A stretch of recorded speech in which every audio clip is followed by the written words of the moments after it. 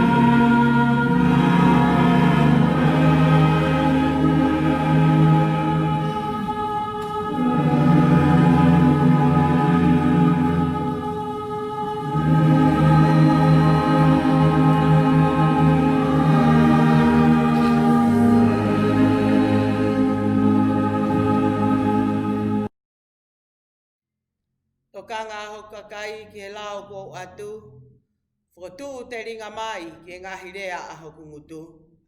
Kau toa hoku ngutu i a palo vepi, kau puaki ani misiteri o i muaki taimi. Ko ngahi mea ko tau ngona mo ilo i, pia ko whakamatala mai e he tau ngahi kui, ke tau lotu.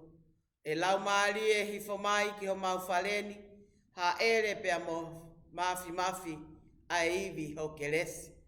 Ke hifo a feitau lalo ai a Fiona o loto lotoi i ho mau loto atamai pe mo mau lau maalie. Tu ke mau whanongoa ho wholofola. E tu ke mau kei tui whalala ai pe ki a te koe. Ho alo ko sisu klaisi. Mo lau maalie ku a fia i ho mau loto ngā. I hua whaitamai, alo, mo lau maalie ma oni. Amen. Ko wholofola himi e kamata ki a hiva pia mo e lotu o e pongpong koeni, ko whaange au ono ngofulu maa balu o e himi, tau hiva pe i he ngahi besi e whakahoko atu ke tau kau whakataha.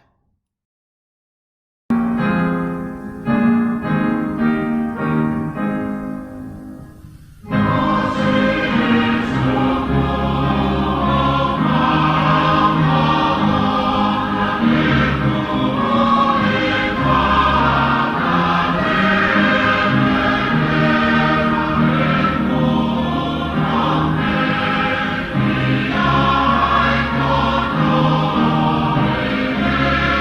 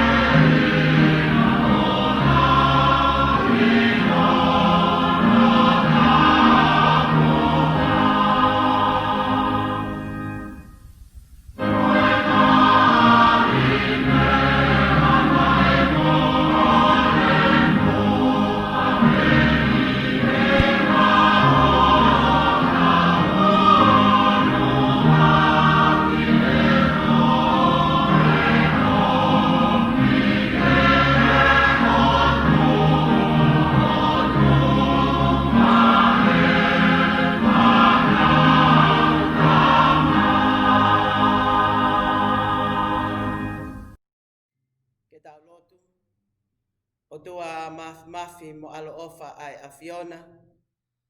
O ku mau huatu pea mo e loto whawheta i mo oni. Mau fia ke kaila vasi ho huawha. Sa tai si hova ela eloha ai a Fiona. Ai a Fiona koe whakatupu o he vani pea mo mamani. Koe alifa mo e omeka. Ai a Fiona o kuku ke a fio i ho talo ni.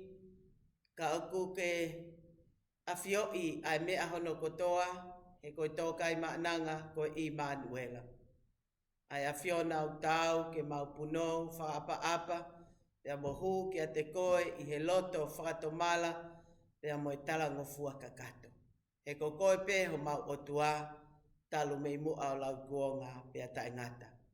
Io koe otua o e palahame, koe otua o Isaac. Koe otua o se kope pea mo i kaupalo fita i mua. Koe otua o a Fiona na ake finangalo ke hifo alo ko Sisu Klaisi. O aika kano ke hoko ia koe whakamo ui o mamani. I he foaki a ene mo ui. Kai tuua i mau whakatua merie ke mo ui ta ingata. Pea mau ilo koe mau lotu mo i mau hu o whai o kui kai ke tue noa te whatua tamaki. E na ake alo ofa ke haere hake ho alo kai hifo ho lau maari e maa oni. Ke hoko o koho mau tau kapo. Ke ne a koi pe whaka ilo ki a te mau tolu ai a Fiona. Pea ua na whaiwhai ange o kui ai hataimi o mau ongo iai o ku mau tue noa i he whanonga o ku whai. Pea mo i mau lotu o ku whahoko. E uku ke wheao mo ki mau tolu. Pea ke taki e mau whanonga. Koe fia anga ia o e pot ngowe o nou di he pong koen. Pea mau haka i he langko tau, pea mau hiva haleluia. Kaila waki ho huawha, he kua mau tū uta ki he sāpate whaka osi o hiva i mahina o tau koeni. Pea ho hai haloto e ta e fia ke whakamalo ia, whakahiki pea mo whakalangi i ai a Fiona. Neongo ai mau ta e tau, mo mau ta e whiunga, ka mau ongona ai malanga na e whai e ho whakamelo i he toa wha. Ke mo whakatomala pea ta whoki o tui ki a Sisu Klaisi. Pea baptaiso i he vai, pea mo e laumari e maa oni. Pea koe ai o tua e mau hu i he pong koeni. I he loto whakatomala mo oni. Ko hia ko e mau whaianga, ai tō onga e mau tauhi ki he a Fiona o whakataimi pe. Mau whamole iange ki mau tolu i he mau afungi, tai fie au na, te mo ngahi anga tuu ko toa pe ko mau whai. Ange pe ko kau mātu ape mo i kau skala i pe, ko taimi pe ko mau toa i ke whaingata ape mau whehu ia ai a Fiona. Pea mau launga o hange ko kakai Isleri, ko e si ia e mau kātaki. Kau mau punou o huatu pea mo i loto whakatomala o kore whakamole kia te koe alata mai ka ki whakamole iange ki mau tolu. Mau ilo koe mau tamai ofa ai a Fiona au whonu i he mesi pea mo i alo ofa. O ku ke tuai ke hou hau ka ke vawe ki he ta whakamole mo i whai manawa ofa. Pea koe mau lotu ia he pong koeni, i mau ilo whakapapau o ku ki whanongoa ele o i kakai ku whakatomala pea ta whoki o tui kia te koe. Ke ha erea ho mau loto mo mau lau maari e, pea ke whanongoa ki he mau lotu totoa ki atu. Pea tuku pe moa e o tua ke hoko ki mau tolu, o i kau sevaniti ai a Fiona. Mau whawhetai he mau whiongo aki he ngalu o pe, o ku hao pe ai turiki e whao e potsiasi o nou ti. Neongo kui kai ki mau kau whatai sai one i he pong koeni, ke whai ai lotu pea mo e hu. Kau whawhetai o mau lau maari e ko o tua a whio i he potu ko toa pe. O ku ke tōkai mananga o mau loto mo mau ngahi whakaamu. Pea ke a wheitau lalo whakaau mai e mau whono ngā o mau wau mai ki he pong i koeni. Pea ko e leo pe o e fia pea mo e whawhetai. Ke kaila vasi ai huafa maa oni ai a Fiona. Mau whawhetai e o ku lau maari e lelei pea e ke tantu a kau maa whare ha mo he ofa. Ma whamalo a te o tua, lelei pea wakalahi ka māputu i huo. Ai se tua tāwri am tō ia ka umahono whare. Ai ongo se tua ta mālolo, ka umaha whare a tangata si ngai whae fita. Ai talavou pea mo e whine mui o ausia si e mau whanau. ai tonga ko toa pe mau fe uhi aki mau fe ilo ngaki e ngalu ope mau whawhetai ko hia ko whainga maali o mo ui mau inasi ai. Mau hanga atu e o tua ko hia ko kaweinga ko tuku mai ke mau lotua pe mau hufia ai fola ko lau ke whai me ai ai whakamama pe mau whakaloto lahi o e hala whanonga ke mau ta foki o whakatomala pe atui ki a te koe. Koe whaamu pe ia e o tua ke whakawai i ho mau loto mo mau lau maali e ka mau tari a sisu klaisi koe alo e o tua koe misa ia o tui ki a te ia pe moene kosperi. Pe ai kai te mau toi whehu ia ai pe koe mawhai o hai o ku whai aki a ne whai ako. E kai ke mau toi whehu ia hono tuunga mo hono uhinga ka mau ilo whapapau me he wholofola me kosperi ai a Fiona. Ko sisu, ko whakamo ui o mamani. Tuku mua ke whakafo o e mau kovinani te i he sapate whakaos koeni.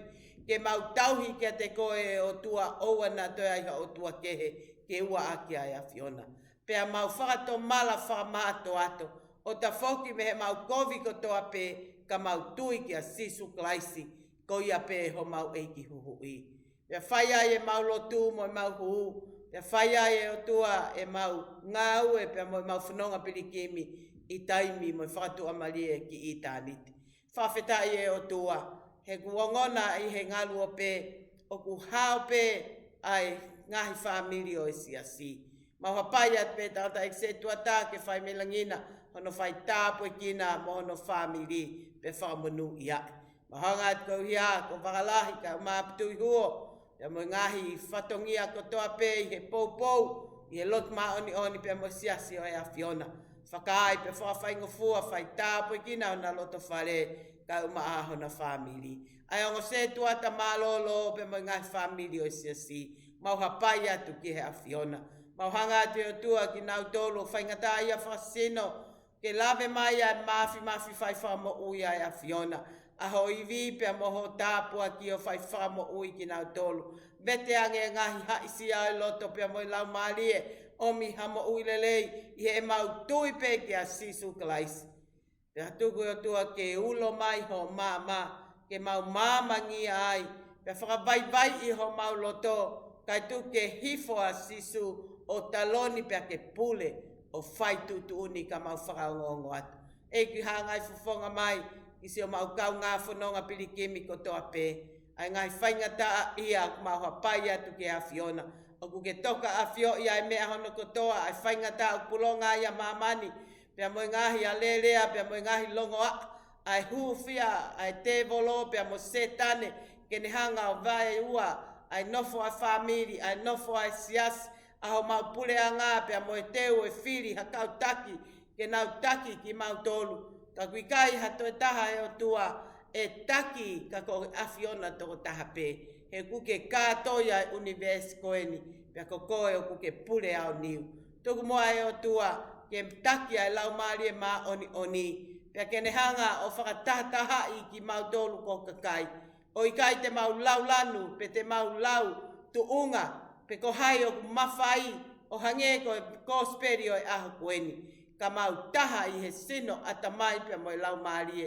Pea mau taha i he tui kia sisu klaisi. Pea mau nofo merino, pea mau nofo feofo o fani. He koe whina ngalo i au e a Fiona. Hangai fufonga mai e o tua. Whai tāpo i kina ki mau tolu hono kotoa. Pea mo e amanaki ke whahoko ai lotu. Pea mo hiva ai malanga a hose vaniti. Whakahoko ai kosperi mo whikau e aho koeni. Tupe ke whakahoko i he sino mo i lau maarie. Kai whakalea pia whakaau e he lau maari e maa oni o e a Fiona. Hangai whunga mai o tua ki o Svaniti, tupe ke hoko ko mea ngau e a Fiona. I he whakahoko ho o whekau ki ho siasi. Hifua e o tua o lau maari e o wheau pia moku mautolu, taki ki mautolu pia tuke whakahoko pia e whatongia. I he lau maari e o mo oni pia mo e totonu. Mau kei fia mauai pe, ke whoaki atu e mau moui, ke he apule pa ke whai tutu uni ka mau whakaongongo atu. Ko le ngai tāpua kini e hua whapeta o alo ko sisu klaisi.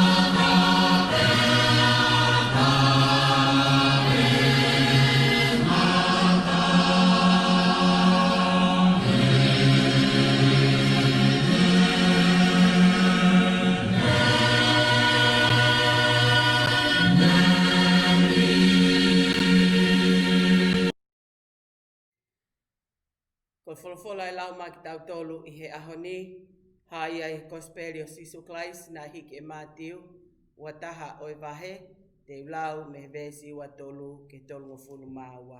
Mātiu wahe ua taha, vesi ua tolu ke tolu taha, ai au peheno whalea. Pea kua hō ke tempare, pea koe hou eiki i taula eiki mo i kau mātua o i kakai siu, na nau unu atu ki a teia i he ne whai ako o nau pehe. Koe hāho tuunga o kuke whaia e ngahi mea ko e ni. Pea ko hai na ane tuku ki a te koe ai tuunga ko ia. Pea tali e sisu o ne pehe ki a te nau tolu. Kau whaia tu moau ha aku whehui e ta. Pea ka pau te mautali mai, pea teu whakaha atu, pea koe hāho tuunga o ko whaia ai ngahi mea ko e ni. Koe whai baptaiso a sisu na e mei whea. Me he langi, pe me he tangata. Pea nau whekihi aki o pehe, ka pau te tautali mei langi, tene pehe mai. Pea koe hai na ikai te mautuitala ki a te ia. Pea ka pau te tau pehe me he tangata, kai te ria ai kakai, e unau lau kotoa pe koe palofita a sione. Pea nau tali ki a sisu o pehe, o ikai te mau ilo. Pea lea ai moia ki a te knau tolu. Pea ikai a te talatu e au, pe koe haho kutuunga o ko whai ai ngahi mea ko e ni, ka koe haho o mou poa ki e me ani. Tokua na e ai ha tangata mohono o ngofoha, pene unu atu ki he ulu aki o ne pehe tama, ke alu o ngā ue he ahoni i he ngoue vaine. Kakatari e ia o ne pehe, e ikai, kana e tau te aia e honoloto ki mui o ne alu. Pene unu ki e tama e taha o ne rea ki ai, o hange koe ane nai. Pea tali e ia o ne pehe, o kulelei tangata eiki, kana e ikai aluia. Koe whenai i he ongo tama, nene whai ai tutu uni a ena tamai, pea nau pehe, koe uluaki. Pea pehe e sisu ki a te knau tonu. Ko awe o ko utalatu, koe kau pōpiri kane, mo i kau whiauaki, o nau taki mua ki a te kmautolu, i he hu ki he pureanga o e otua. E na e hau asione ki a te kmautolu, i he hala koe tauhi tutu uni, pena i kai te mautuitala ki ai. Ka koe kau pōpiri kane mo i whiauaki, na nau tuitala e ki nau tolu. Pea ko ki mautolu, neongo na mausio ki ai, kana i kai tau tea ho mauloto ki mui, ke mautuitala ki a te ia. Ofa ke whaitapu i kina e he otua, ai wholofola ko lau ma ki tau tolu i he sāpateni.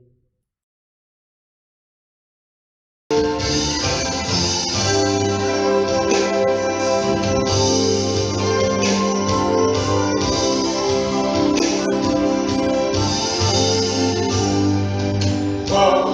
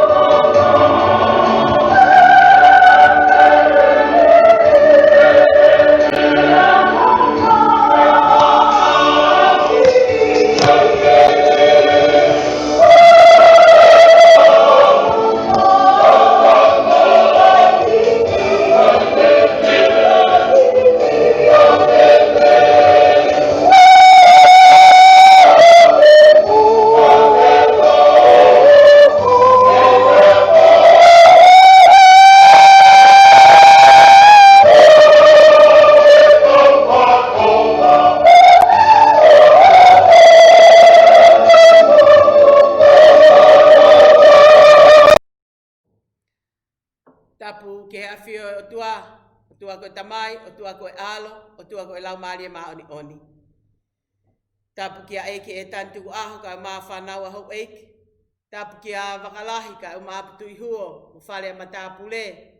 Tapu kia tangata ik se tuata viri am tō ia, ka maa onu whamiri. Tapu kia o se tuata maa lolo, i kwal tahafi, ka maa tui pulotu holoaki, mohona whare. Tapu kia niwa whetui halamaka, ka o maa i whare a tangata. Tapu ki he hoa e se ai whaifikau pulotu palu, ka o maa wine tahafi, si ngai whae fita ko toa peo i siasi. Tapu ki he talavou pia moe fine mui.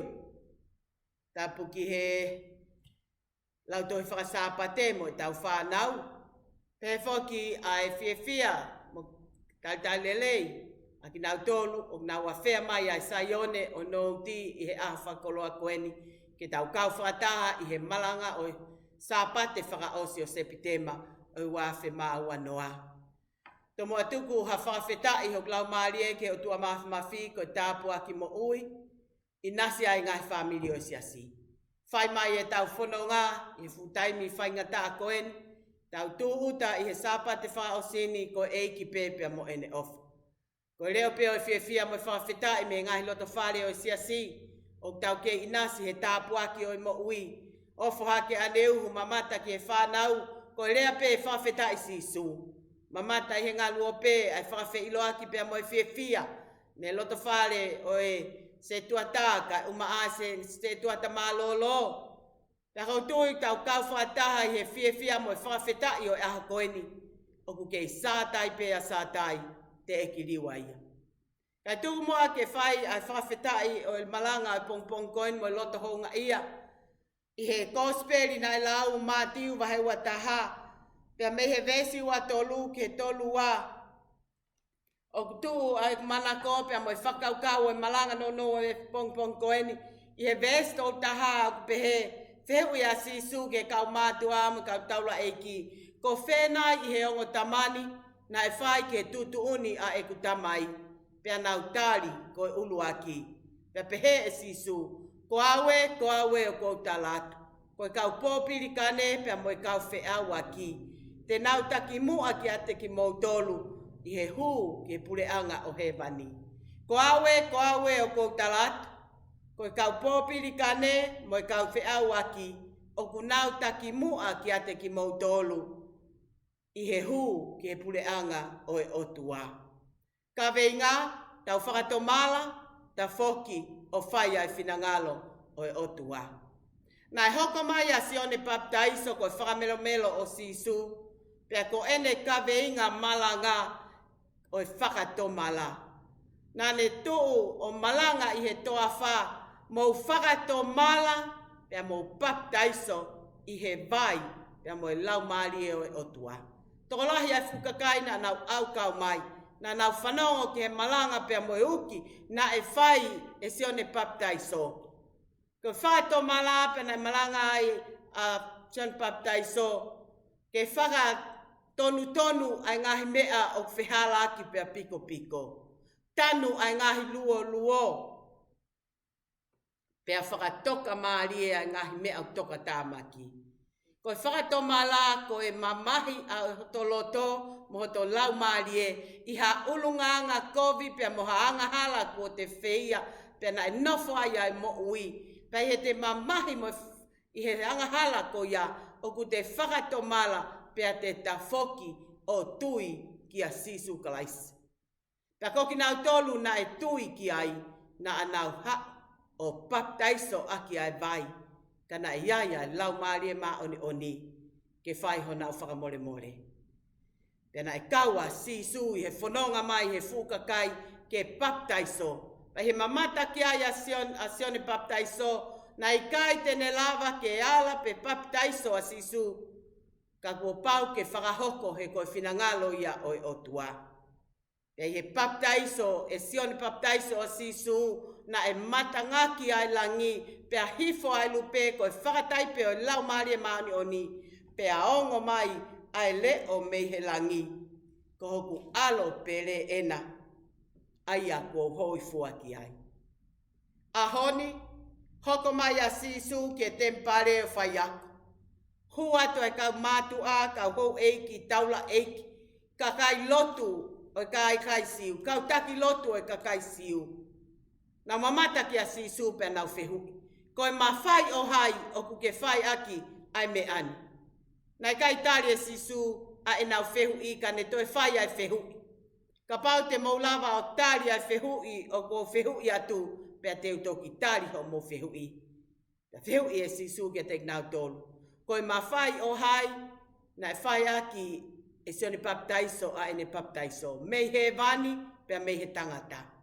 Pehe na nau tala noa pe nau whakakikihi. He na ai ai whahinga na nau pehe ka tau tali ko hono mawhai me he langi. Pea whihui e sisu ko hea nai kai ke moutu iai ke sione baptaiso. Pea ka tau ka pehe me he tangata e tolo makai ki tau tolu e he kakaini.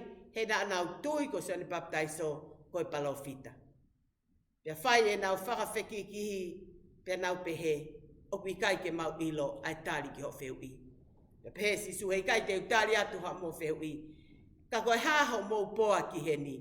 Koe haho mou lau ki he ni. Pea talai e sisu ai tala noa whakatātā. Ki he tamai mohono ngofoha. Tala e tamai ke ula ki alu ke ngowe vai neo ngā ue ai he ahonipe.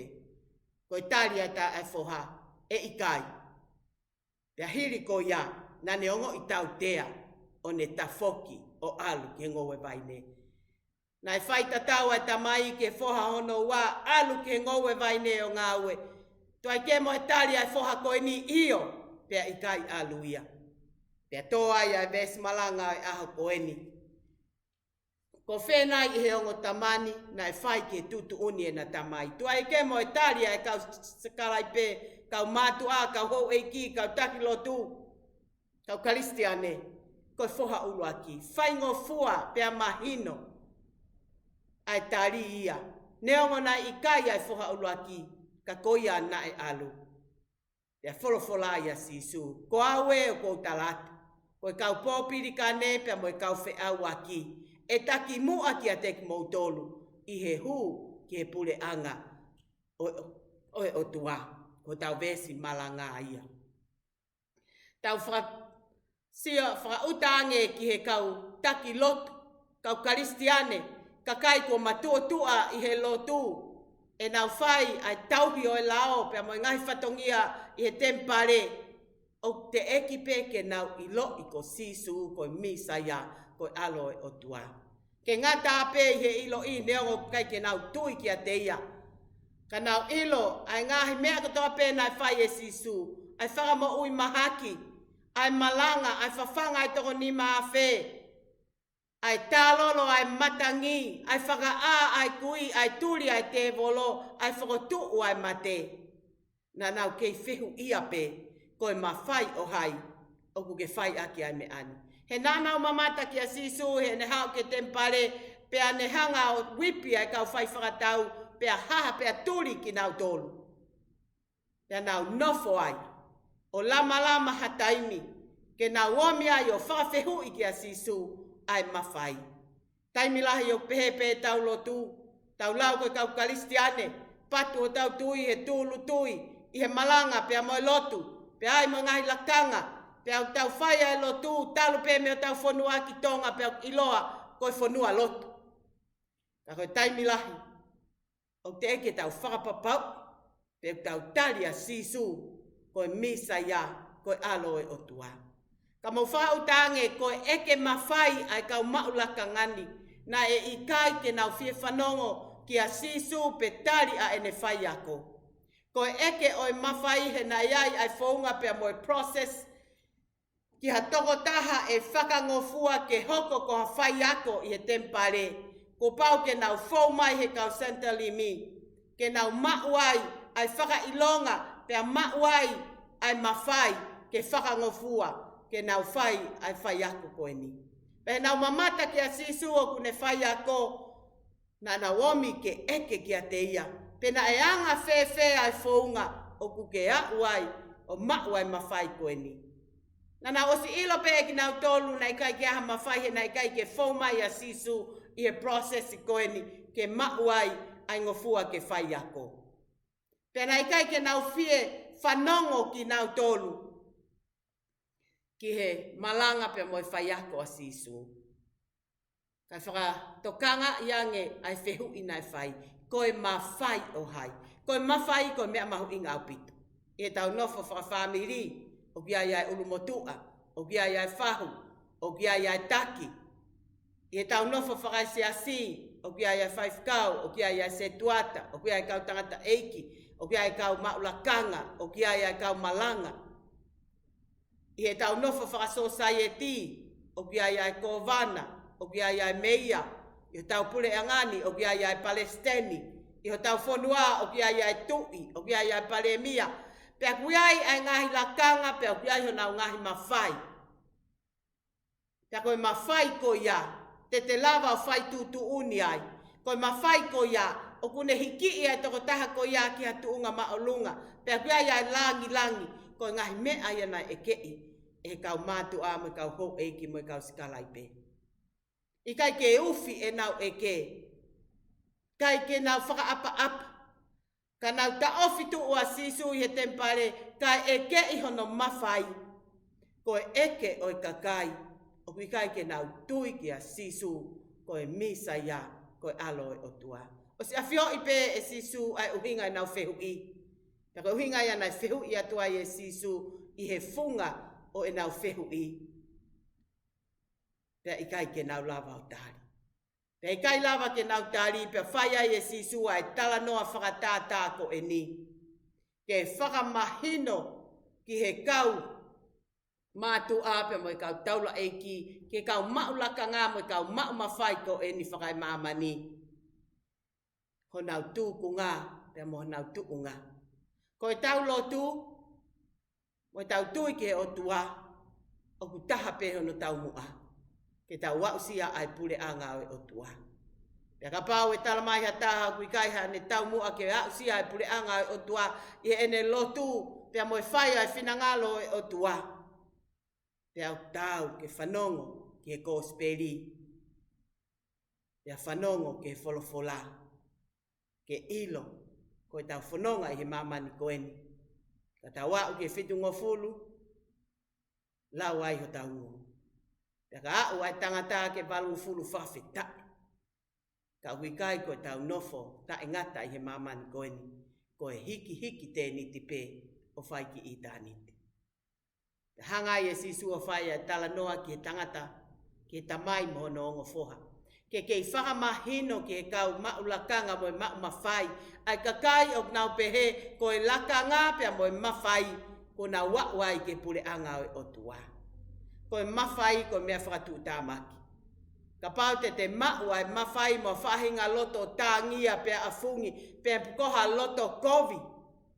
Mo whautange ko ngā welelei o kuwhai e sisu a ene whai ako i he tempare. O nau kei loto tāngia pepea nau ita pea nau whehu ia. Kau tau sio ki ha ngāue o kulelei, pea tau whakawheta. Pea tau whia, pea ke tau pou. Ka koe kau maulakanga koe nina e mahu ingange ki a ki nau tolu, ai mawhai pea moe langi, ai tuu ngā, pea moe fou ngā. Pea koe hinga ia nā nau whehu ia i ki a sisu. Ka e ngalo ia te ki nau tolu, ko e nau whehui i he tokota. O ku iai ai mawhai hange ko e aho nai baptaiso ai. Nai ongo mai ai leo ko alo pere ena mou whakaongo ki a te ia. Whalahi e taimi u tau hipe ngahi o wau. Pea tau hipe ai lotu. Pea mono ngahi tu uni. Ai ngahi mea whakamaterie. Pea moe ngahi lao. Ka koho tau loto o ku mamao atu. Me he whina ngalo e o tua. Ka veinga, tau whakato mala. Pea tau tafoki o tui ki a sisu. Ko e kau hou eiki mo e kau taula eiki. Nā nau mamata pe. Nā nau mata pe. Kana i kai te nau mamata o ilo a sisu. Nā nau te ringa pe. Kana i kai ke nau whanongo. Whawheta, ko whainga maari e. Ke tau toi whakawakai i angi ai. Nau tau nofo i he lakanga, pia moi tuunga, pia moi langlangi, pia moi mawhai o ku te mau.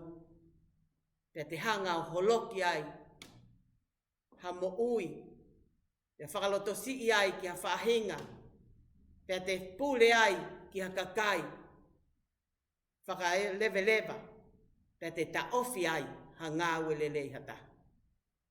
Hanga i e sisu o tala noa ki he foha mohonongo foha. Foha uloa ki tala ki ai alu ki he ngowe. Whatokanga i ange tala i sisu koe alu. Alu he ahoni pe i kaito e tuku. Alu ki he ngowe vaine. Koe tali nai whai he foha e i kai. Pau au pito ai tali. Ilo whakapapau. I kai hato e mahin. I kai hato e whakamatala ia. Koe ne tali pe i kai. Pau tau pe he foha ta e whakapaapa ki he ne tamai. E ne tali tuu pehe ki he ne tamai.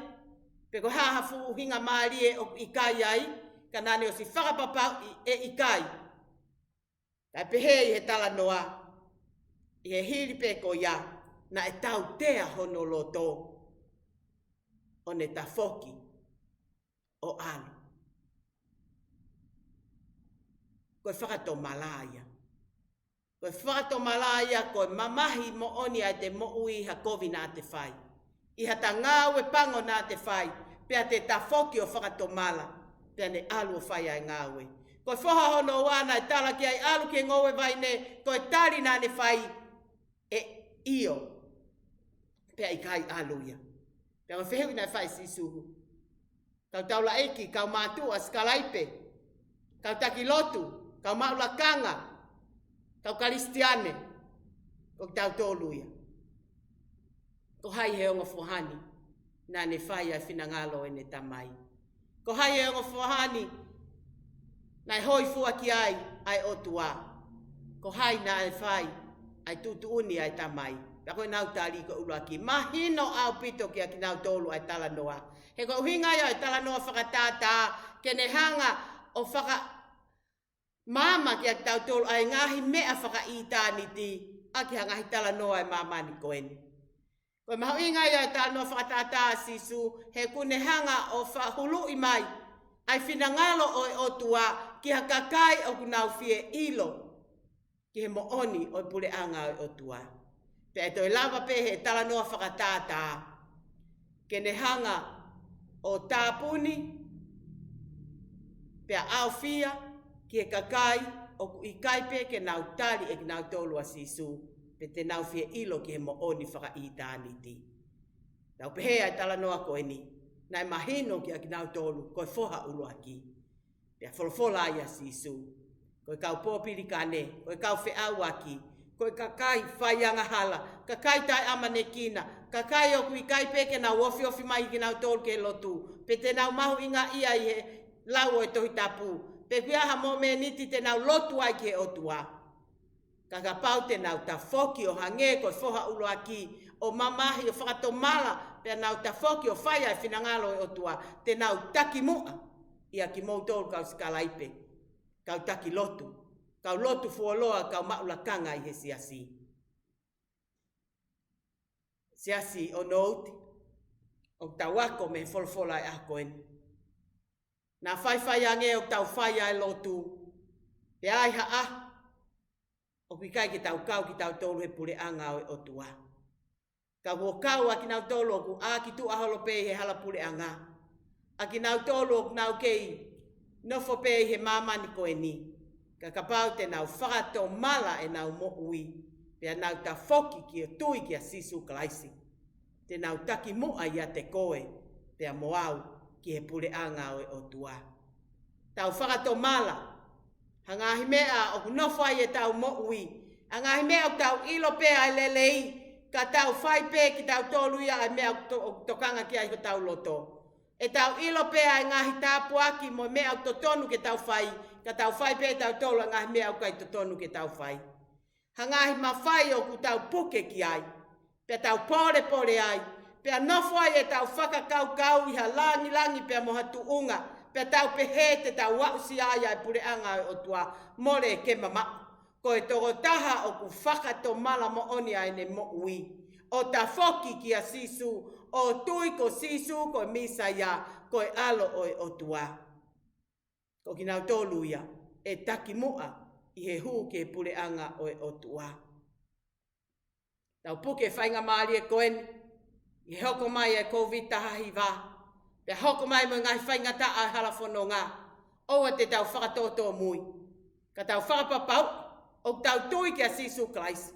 Pea hei kai te tau toe whehu ia, a hono lakanga, a hono mawhai, kau tau tui na hifo a sisu ki mamani, o pe kia i he kolosi. Tawhe hono ta a, ke whakamaa i e tau ngahi ang hala. Ta koe tau, mea pe ton ke tau whai, koe tau whai ai tutu uni ai tamai. Neongo nā tau whau mai he hala whainga ta, pe kua paupe ke tau tō no, kua tau paupe ke tau tō mohumu, i he hala whanonga, kua tau whanonga mai ai. Ta kua tau lahi e tau whai ai lotu, tau lahi e tau hoko koe tangata malanga, pe koe whiwhine malanga, tau lahi e tau hoko ke ngahi lakanga, pe koe whalala ki ai family, ai siasi, ai society. Pe tau lahi e tau whai ai lotu, mo tau lau ai wholofola. Koe whatokanga ai aha koeni. Tau whato mala mo oni. Mamahi ia ngahi mea nā tau whai. Ta foki. Pe tau whai ai whinangalo e otua. Kau tau ilo koe lele ia pe moe tāpu aki. Tau hanga whai. He koe whinangalo ia e tamai. Pe kapau tau ilo koe ngāwe koe ia oku kovi. Koe tuku hifo hamo ui. Pe tau tuku ia. Ka tau pou ki he lelei. Pe moe whakalakalaka. Oi mo ui ai family pe mo sias pe tau tui ki sisu Christ. Neongo te tau hange ko foha ulu aki. Kau tuku mai ai whainga maari e mo ui ko sapa te whaka oceani o sepitema. Ke tau lotu ai. Pe tau kore whaka mole o vete e tau ngahi ang hala ke o tua. Pe ai hoko mai a ene kelesi. Pe ai hoko mai a ene whaka mole. He na ane hifo. Whakawai ia ene mo ui, o hifo ki mamani, i ene talango fua kakato ki ene tamai, o tuku alangi mohono masani, ka ne hifo ki mamani o ai kakano, ko hiako koe pia moau. Hai e tame, ki ta te tuuai he ta lakanga, te whai ai ho ta whatongi apa, whai ai e ta lotu, ka ta kei piki ma, ki ho ta loto afungi mo loto ta e whaka tuku lolo. Ka koe whakato mala, koe whakawai mo oni ho ta loto. O ta whoki o tui ki a sisu. Pea whai hono whina ngalo. Pea wheitau lalo mai ai o tua.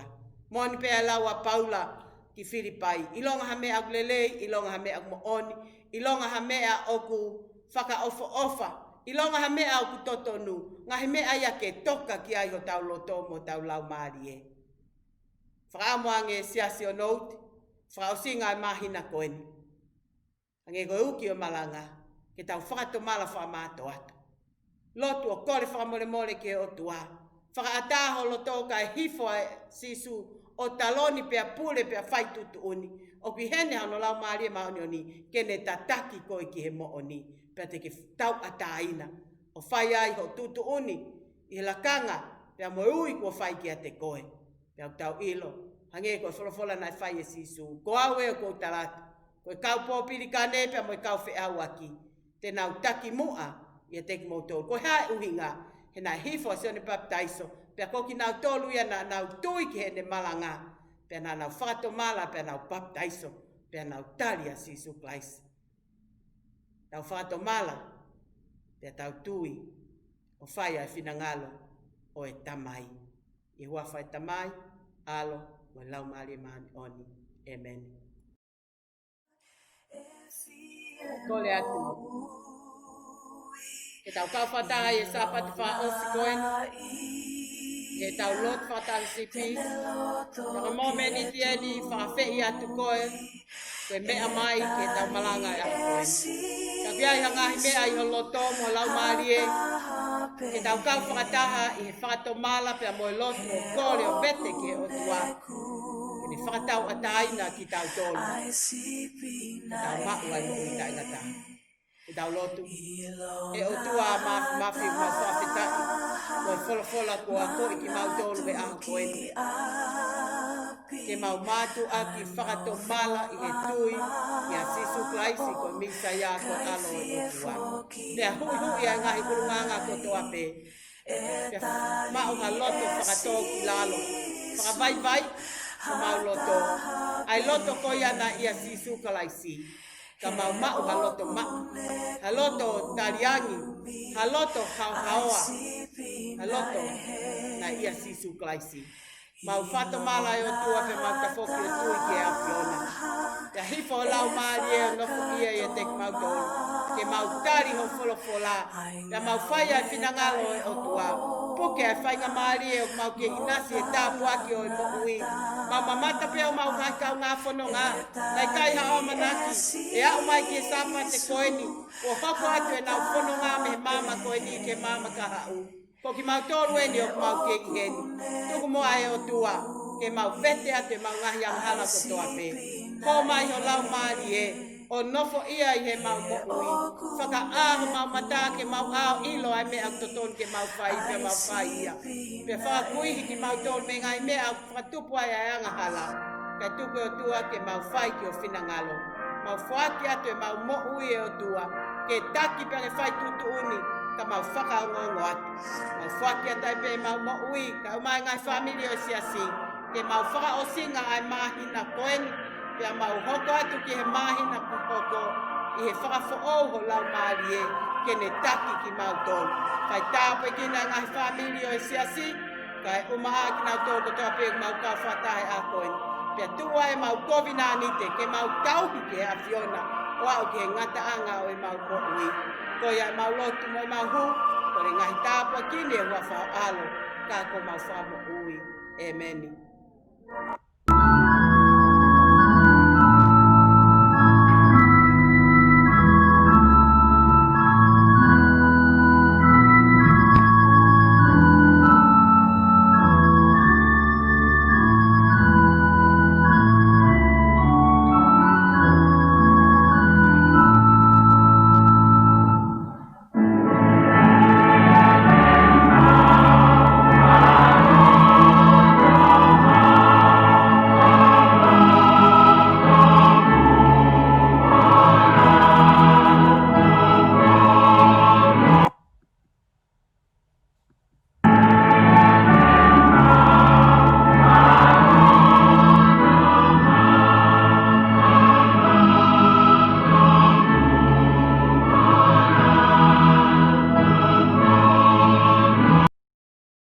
Tau kelesi.